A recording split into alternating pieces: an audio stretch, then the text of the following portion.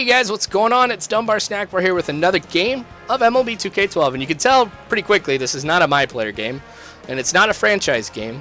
It's also not even a viewer request. I'm calling this 30 wins with 30 teams, hence the title. Now the whole point of this is for me to get a chance to play as every single team and get a win with every team, because everybody wants to see their team win on YouTube. I totally agree and understand that perspective. And sometimes I get a message saying, "Hey Dunbar, why do you never play as my team?" Or, "Hey Dunbar, why does my team never win?" Trust me, you guys, I'm not trying to make a statement. It's just all random. Plus, it helps me out, too, if I do this, because when I get to play as every single team, I get to see the strengths that I can utilize whenever I play as this team again in the future, and I also get to see the weaknesses that I can also take advantage of whenever I play against the team. So it's win-win for everybody. And I decided to start off with the St. Louis Cardinals because they are the defending World Series champions. And when you look at all of their World Series championships, the 2011 one puts them at 11, which is second overall. Obviously, the Yankees have the most World Series championships with 27. Now, the St. Louis Cardinals initially started in 1882. They became known as the Cardinals in 1900. Little factoid here is in 1899, they were known as the PERFECTOS. And I think that's setting up yourself for failure if your team's known as perfect in Spanish. But it's really cool to say, especially with the accent. I dare you to say it right now. Perfectos. All right, so anyway, a lot of history, too, when you take a look at players for the Cardinals. You're looking at Ozzie Smith as one of the players, arguably one of the best shortstops to ever play the game. I would say, hands down, probably the best defensive shortstop ever to play the game. You got Stan the Man Musial, Dizzy Dean, Lou Brock, and a number of others. LTP Fear would be all over this right now, just me mentioning those names, because he's probably going to tell you a whole bunch of stories, stuff like that. You didn't even know about these guys. He's like my baseball history go-to guy. Anyway, so let's get to the game here. Second inning, 1 out. Hart taking this one into right center. This is going to be the first hit of the game for the Brewers, and unfortunately for me, it's a home run. So we're looking at 1-0 here in the second. I was not expecting a home run at the beginning, but maybe this is me just getting it out of the way now. We've got Adam Wainwright pitching, so I'll kind of go into a little bit about him in a second, but not expecting really to kind of get things rolling with the home run. Brewers, of course, on the board first. Now, I decided to go up against the Brewers, too, because when you look at the NL Central, I think that it's going to be a great matchup between these two teams. And, you know, I got some respect for the Brewers, stuff like that. I think it'd be kind of cool to play against them in this first video. So I think it'll be interesting, though, like I was saying, to watch these two teams during the regular season and kind of see how it ends up when all is said and done, where they stand in their positions in the division. Anyway, still in the second inning, 1 out. Just one pitch later, basically, we're looking at a hit into left center. So right center, left center. Jay, man, you could have taken your time because it's still going to end up being a double. Could have done that leisurely jog that sometimes the computer makes your outfielder do. And still would have gotten there in second. Anyway, not cool. So here we are, bottom of the second now, 1 out. It's basically like other side of things. Anyway, hit to Ricky Weeks. He's going to throw it. It's going to be off. Jay gets on off of an error. Hey, I'm all about that. I don't care how I get on base. Reached on error, totally cool with that.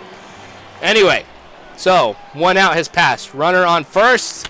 Good hit in his center field. I'm now going to have runners on first and second. So Brewers better start to get worried a little bit because I am threatening to score the tying run. Anyway, third inning ends up not happening, but I still have runners on first and second. Holiday hitting this one in the left center. That's going to be 1 run. I'll have runners on. Never mind. I thought I was going to go to third. I don't know why I didn't go to third. I could have made it there, no problem. I don't know. It seems like the controls for base running are a little bit more tricky this year. I don't know if it's just me, but it's totally cool. The fact is I get the tying run, and I'm all right with that. I don't care if I'm on third. As long as I get that tying run, it's a whole new ball game at this point, and that's just really what I wanted to see. But anyway, I do get over to third, so runners on first and third. Now hit in the center field. That runner at third is going to be coming home, and it's going to be 2-1. I've got the lead now. But don't worry, you guys. This is called 30 wins with 30 teams, so it's not like I really have to hold you guys into suspense how this game is going to end. So I get the lead now. I'm totally cool with that. Now, like I was saying, I'm pitching with Adam Wainwright, and I think it'll be really interesting to see how he does this season because he is coming back from Tommy John surgery.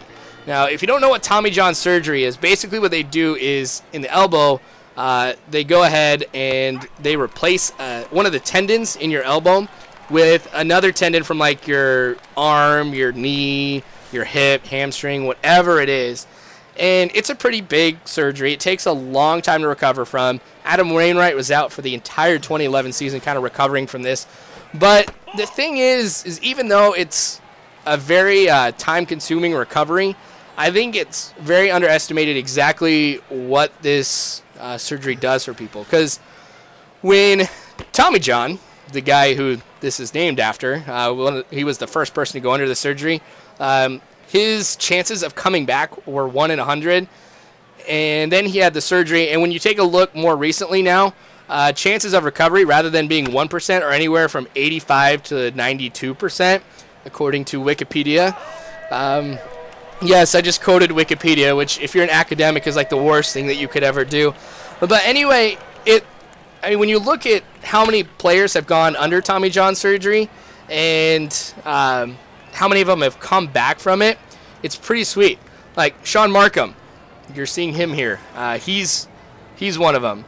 John Smoltz is another one. Deion Sanders. So you know it's not just for pitchers. I know that's who you hear about it the most from, but there's a lot of people who have gone under it and come back to be just fine. So I'm kind of excited to see what Adam Wainwright will do and how he will help the team. So anyway, oh man, that's in the red. That's an error. Not cool. Now I get an error. It's so tough getting an error going from second or first. It's almost like you have to try sometimes. And I'm not saying that every single time, because of course everybody makes mistakes. Sometimes you release too early or too late. Stuff like that happens, but in a video game though is what I'm saying. All right. So, Holiday, man, you got to get it in. Had to be out in left field. All right. So it's tied at 2 again. Well, it's not like it was tied at 2 again, but it's tied again. There you go. That's me doing commentating properly here. All right, so with it being tied, I got to come back here pretty quick. Now, Cardinals also, I think, will have a very interesting season all around because, of course, Albert Pujols has been the face of this team for a very long time, and he ends up going to the Los Angeles Angels of Anaheim. And when you lose Albert Pujols, you don't just lose a player who is really good at hitting. If you look at the Cardinals, you lost somebody who was a leader, somebody who brought fans to the stadium every game, and just somebody that, would help the team out a lot. So what they did is they went out, they picked up Carlos Beltran. That was probably a good move. Kind of helps replace the bat a little bit, but it'll kind of remain to be seen, though, if there's any other void that Albert Pujols has left behind that the Cardinals are going to be able to, or won't be able to do without. To be frank, I really think that the Cardinals are going to be just fine. I don't think they'll have, of course, a team that will win the World Series again, especially now with that one-game playoff. Who knows if they would have made it as a wild card team if they had to play another wild card team. So, anyway, pretty interesting year. Like I said, I don't think they'll necessarily win the World Series, but it'll be fun to watch. And I've always loved watching the Cardinals. It was actually one of my favorite games that I went to when I was growing up, going to the old Busch Stadium and watching them play the Chicago Cubs. That's a pretty awesome rivalry. I don't know. It's just cool. So I got a lot of good memories with the Cardinals. I was excited that they won. That was just a great World Series all around in 2011. So hats off to the Cardinals. I think they definitely deserve to be the first team on here with 30 wins with 30 teams. All right, so 7th inning. Still tied at 2. Matt Holliday up at the plate. Now he's hitting it into right center. So that's a good hit into the gap. Of course, that's going to be extra bases. Is it going to be 2 or 3 with Holliday? That's going to be 2. So no outs in the 7th inning. Have him on second base. That is a very good position to be in. You could get a good hit, and he could very easily come home. You could even go ahead and lay down a bunt, put him over to third, then try and hit a high fly ball and get the sacrifice fly that way. Anyway, Morgan with the bunt. Molina picking it up, throwing it over to first. What the French toast? Wainwright, what was that? Just stuck his glove out, intercepted that throw. And you can't even throw to the pitcher anyway. Well, now he's over at second. I'm going to be so mad if that ends up being another run, because their second run was off of that error. And if we're talking about another run, that's not cool. I don't know. Thing is, Wainwright's been doing pretty good overall. I mean, holding the Brewers to 2 runs is no easy thing to do. And something that I've never, ever seen in MLB 2K12 whenever I've been playing it. Look at his curve. 100. He has a rating of 100 on his curveball. Heck yes, I am going to be throwing this ball a lot. If there's any pitch to go with right now, it's that. And he does have a good selection of pitches. I mean, it was very easy to find a good set of pitches to throw. Oh, what a swing and a miss on that 12-6 curve. Wish you could get above 100, but that's all right. I'm cool with that, too. As long as I get the strikeout, that means I can get out of this mess pretty quick, and I do. So here we are, 8th inning. Now here we go. Molina hitting it in the right field. It's going to be single. I get somebody on first. This definitely means good things ahead. Now they are going to bring out Markham. Going to go ahead and bring in a reliever, which is probably a smart call. Oh, double play destroys that momentum. That's what you want from your reliever, just to come in and get that double play. That hits like right down the third base line. Runner on first now. Here you can see we are in the bottom of the 9th. So pressure mounting for me here. I don't necessarily want to go into extra innings because I want to go to sleep. For call running, even on the pitch out, he makes it to second on that slide. Stolen base. Now he's on second with no outs. And remember, I was telling you earlier, that puts me in a very good position to be in. A lot of things that could happen that will end up bringing him home. And I can get this game over with, and I can go to bed because I'm tired right now. Anyway, that ground ball gets him over to third. All right, so what am I going to do now? Do I lay down a bunt? Do I just go ahead and try and hit a deep fly ball? Matt Holliday, heck yes, look at that, 3 for 4 on the night. If there's anybody that I want to have up at the plate right now, it's going to be him. 87 contact. That means I got a pretty good chance of getting a hit right here. And I would say he's a clutch hitter as well. So best person to beat, oh my gosh. Apparently the Brewers saw that too.